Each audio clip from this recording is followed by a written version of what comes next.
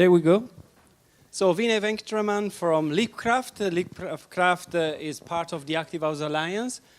We had the chance, after meeting each other for the first time in Bornholm, which was a stunning project where Lecco was a partner in all the sensoring and the live dashboard of the systems.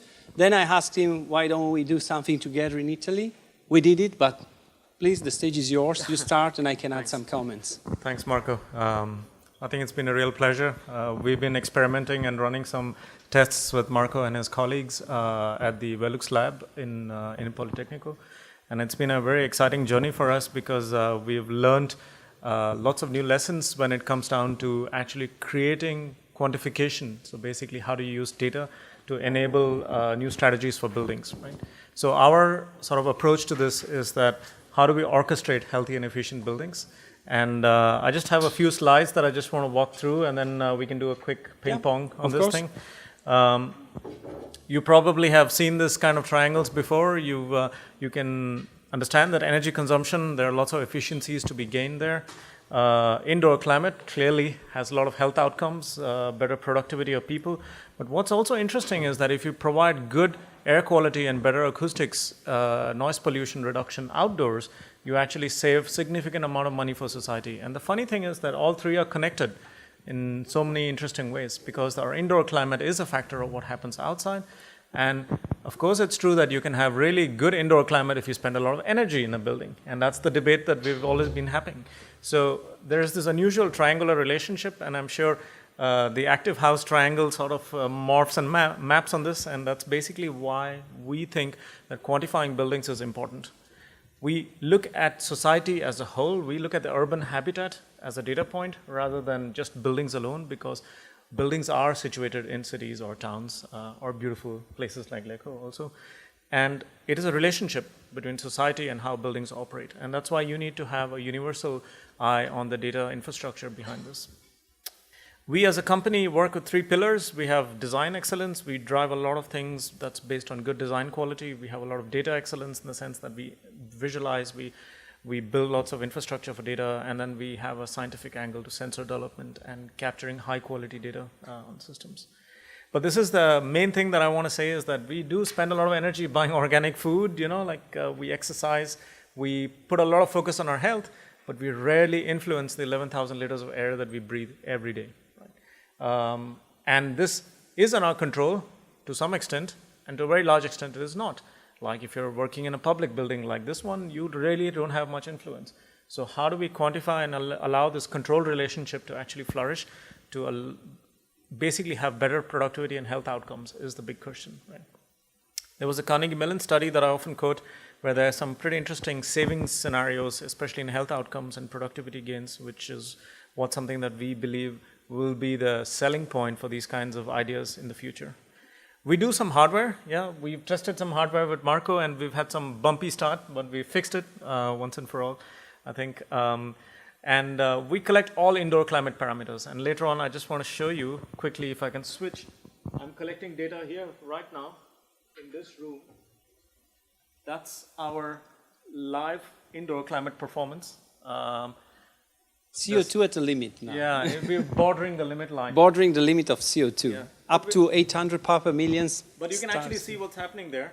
We went out for a coffee break, and immediately the values dropped, right? And now we're all back in this room, and in the next hour, we'll see a gradual rise in CO2 again. Of course. And then again, we'll leave for a coffee break, and again, it'll dip. Now, the systems here are not adaptive enough. It doesn't know how many people we are in the room, what's the occupancy metrics, all that stuff. And that's where the fun part starts, at least in our work, is that we believe that we can quantify data both inside the building, we can collect data on the outside, so we develop sensor systems that's deployed in the sensor network. That's the next thing we got to do in Milano. And we collect all the relevant parameters that's useful to actually quantify and build this story of how to actually create healthy outcomes for buildings. We of course have apps. Who doesn't have apps? So if you're interested in apps, like anyone else, please come by and I can show you a demo. I show you a little dashboard of how we can actually collect this kind of live data. We have some scientific tools for those of you who want to geek out with the data. You can do all kinds of benchmarking. And we've actually plugged in the Active House radar into some dashboards, and I'll quickly show you one of those that we've done for Polytechnico also. We also have an asset management approach. For those of you who have lots of buildings, some of you construct and some of you lease out lots of buildings, we have a portfolio approach.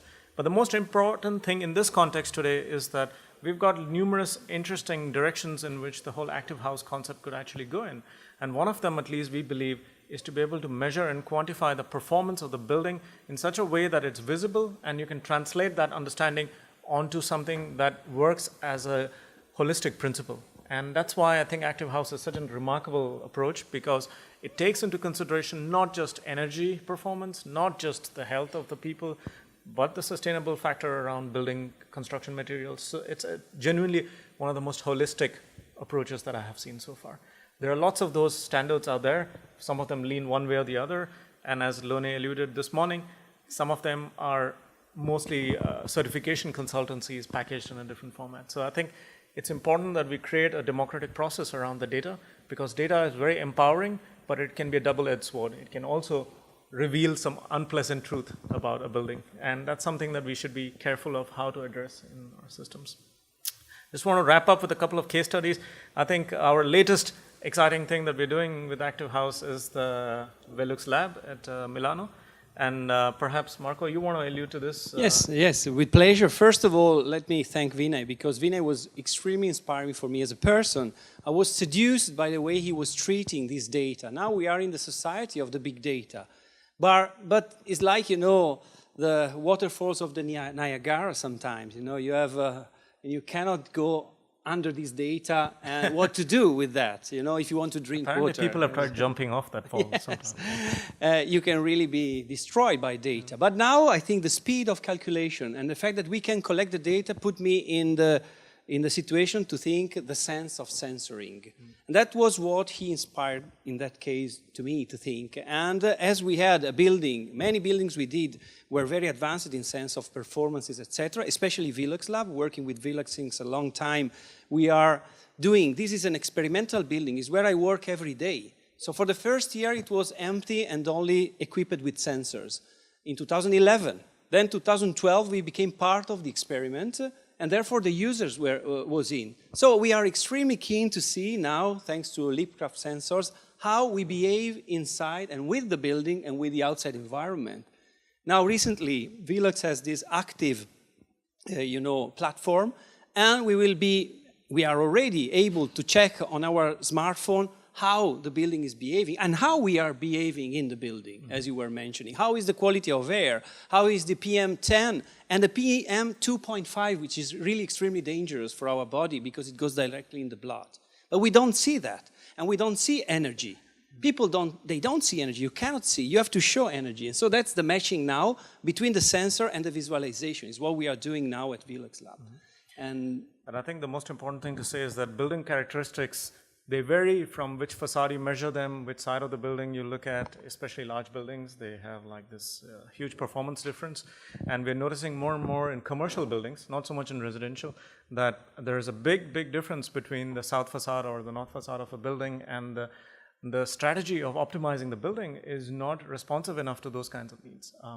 The other thing in residential sector is that we often ignore like all the influences that we as people have in the building. Cooking, for example, has the highest impact in indoor climate of a building.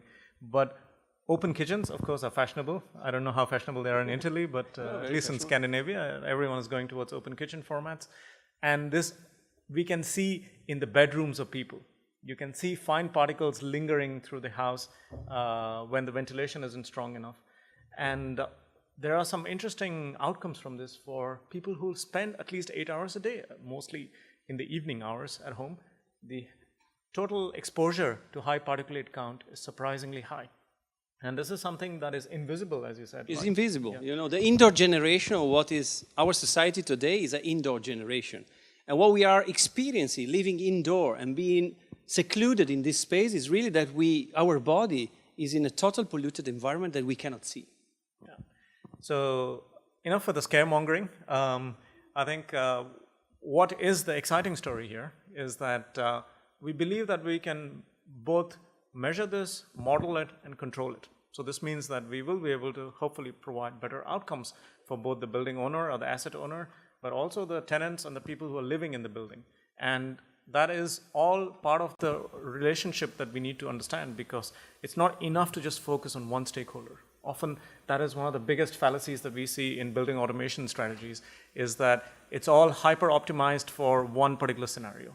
But the fact is that occupants change, people change over time, the number of people who occupy the building change, a family could grow, hopefully not shrink too much. But so those are the kinds of factors that actually influence a building's performance more than what material you choose or what construction technique you use. So we as people have much bigger influence on the total metrics of a building performance than the actual construction process itself. And we need to balance the two, and we have to be clever and intelligent about how the buildings can adapt and be a live performance change over time. It's a bit like the clothes that we wear. We change to fashion, we change to wear and tear, we change to lots of influences on clothing. So why don't we do that to our built environment? Why is everything so static is the big question. And that's one of the interesting point why Active House is such an interesting model for us, because we finally are able to adapt and quantify and follow through. And that's actually a big difference to most other strategies that we have seen before. Yes, the sensors are for that purpose. Our sensors, if we touch a flame and that burns, we react. Our neural brain cells react. And that's the same with the building. The sensors give us information in order to react, or they can react directly in some cases. If the concentration is too high, windows can open, etc. And what is the strongest sensors there? It's me and my collaborators, because we feel how good it is to work there. We have natural light till 5 p.m. because we have a lot of light. We can inlet natural ventilation whenever we want. We have energy saving due to the very strong envelope. So all the materials have been chosen after a cycle of use. Some of them are recycled. You see this white facade? This is a board ventilated of recycled glass. It's a foam produced by a German company in this case. So it's totally lightweight system, hyper-insulated, but you don't understand how it is. And it doesn't matter what kind of material you use. The other thing that's worth saying is that the new building standards and building codes that are emerging, especially focused on energy efficiency, whether it's the EU 2020 or any of the building codes, there is a natural tendency to insulate the building and make it sealed shut, right? My normal metaphor is it's a jam jar. Like you screw it shut and stuff should stay inside. But the fact is that the older buildings used to breathe. They used to be full of holes. They were inefficient, but they moderated themselves.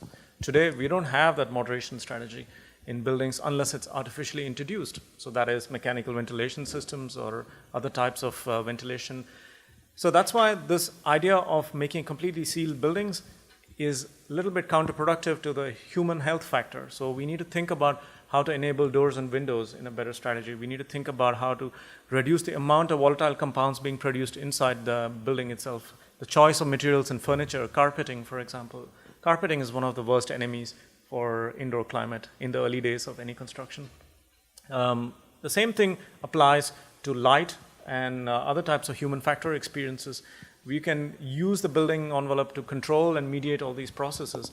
Unfortunately, we don't see that many strategies, mature strategies yet in that space. And I think that is where the interesting story for this community is going to go, is if you do have the intelligence and the data, how do we apply the control theories from an era that was completely mechanically ventilated or non-insulated buildings to a hyper-insulated, high-efficiency building with high dependency on electronic systems to actually create the comfort and the health outcomes for people.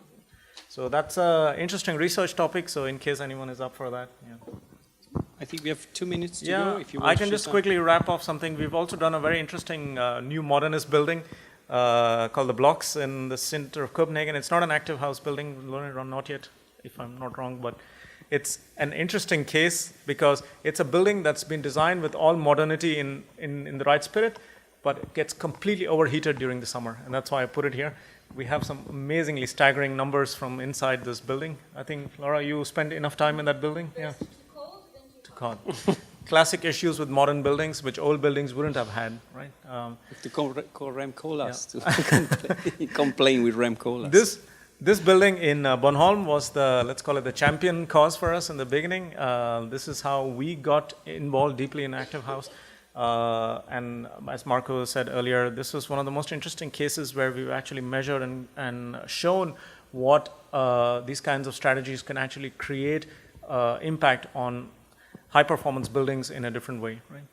And this one, of course, you're going to learn and hear more about this. This is our latest interesting project with Peter there. Very fascinating school building, very interesting learnings for us. Schools are very different from homes and office buildings. Noise is a very interesting thing to profile in these buildings. This building is stunning for me because you see all this is a photovoltaic facade, and this shows how BIPV can be even aesthetically now valuable. Before, all these techniques were stuck on existing building, and now research brought this into be something nice, aesthetically pleasant, and very efficient. And I think this is also a goal. So systems cannot be something alien to the architecture, must be integrated even in the aesthetic way.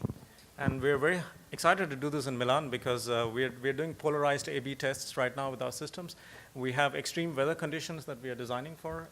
One is, of course, in southern Europe, and the other extreme is that we just deployed some solutions in the very north of Finland, and this winter is going to be very interesting to see what data comes out of that. Fantastic. That's going to be a fun comparison. Yeah. Thank you so much. Thank you very much. Yeah. Thank you, Vinay. Thank you so much.